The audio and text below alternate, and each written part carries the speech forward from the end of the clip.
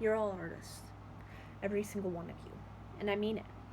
Even the ones of you who can't draw a straight line correctly. Look at her free thinking approach to art nowadays. I'm sure with the right gusto, if you pushed that squiggly line far enough, you could get it considered the masterpiece of the abstract. Just look at what Picasso or Pollock did. But while you consider this, I'd like to interject. And I'd like to remind you that it wasn't always that easy. There was a lot done for your genius to be considered genius. The bulk of the work was done by the Impressionists, who, through their contributions and effort to the art world, brought among a new era of creativity and expression and criticism and thinking, all of which we practice and reap the benefits from today. Now, with your newfound talent, I bet you're wondering what this has to do with you, as artists don't often give credit where credit is due. But I'm not really asking you to give credit. What I would prefer is if you took it to be appreciative. To be appreciative of the progress that Impressionism has allowed us. We are allowed a wide variety of preferences in art.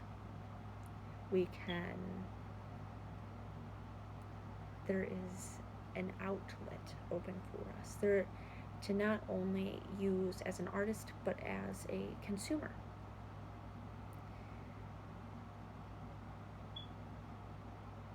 I have used this, and that's exactly why I feel credible, like I have the right to tell you about any of this.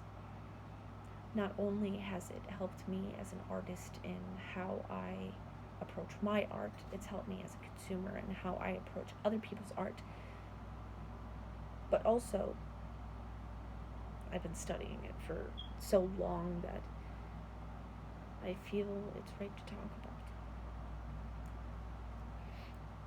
You know, I can't let all those pretentious books go to nothing. So, to pay tribute to the Impressionists, I will take you through pre-Impressionism, the Impressionist work, and the aftermath, in hopes that the knowledge of this work will help you embrace the origins of our free-thinking approach to artwork. To bolster this idea, my first main point will cover the pre-Impressionist and Impressionist eras. To begin with, the pre-Impressionist art world found itself dominated by France, and in turn, France found itself dominated by what was called the Salon de Beaux Arts.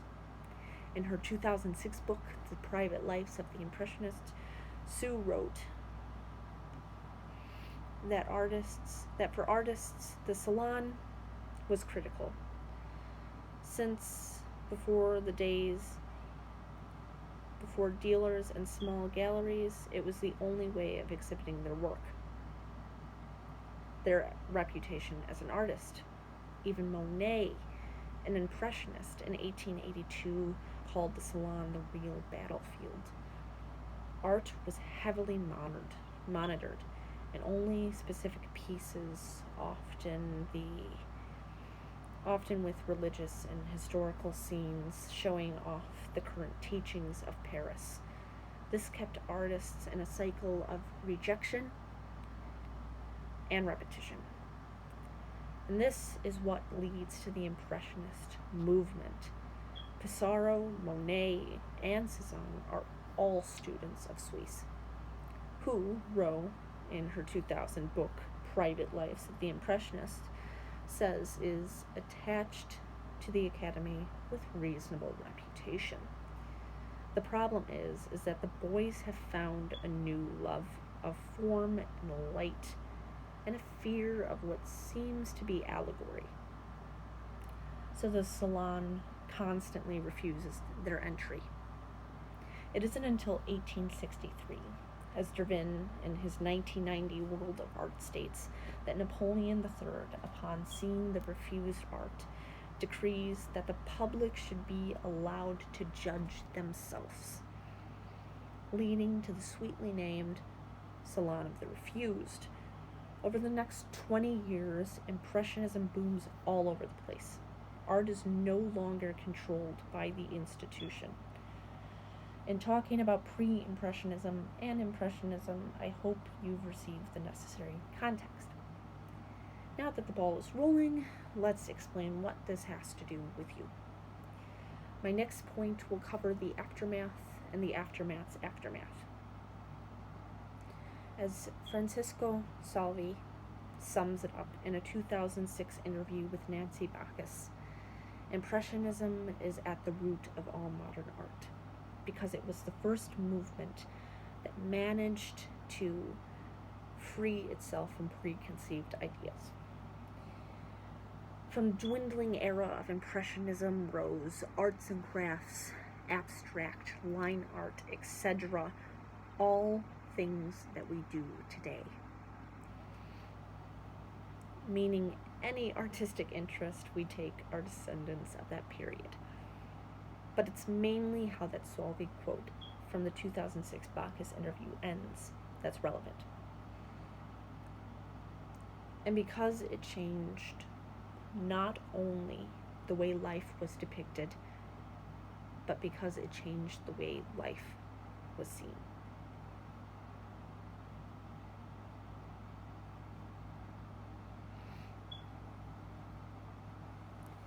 Impressionism allowed such a growth for thinking, creativity, expression towards artwork that we are now in a space of such variety. You no longer need proper training or a degree to have your styles and tastes. Hopefully, this has given you an idea of what Impressionism's done. And even if you don't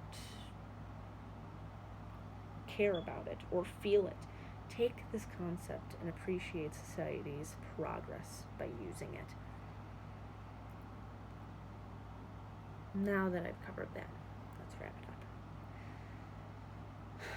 Through the small scale delving into pre, during, and post-Impressionism movement, I hope I've been not only able to introduce you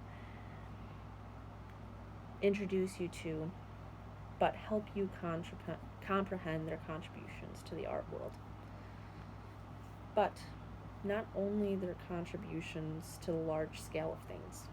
I want you to remember that if that revolution in criticism and approaches to art had not happened that long ago, that digital piece you saw on social media, or all those artists you like, or even your own artwork may not have been socially acceptable or appreciated today. The idea of everyone has their own style used to not be applicable to these subjects. So, take this into consideration the next time you want to create, or even when you stumble upon someone else's creation. We have an access to creativity and expression that had not once been encouraged. Thank you.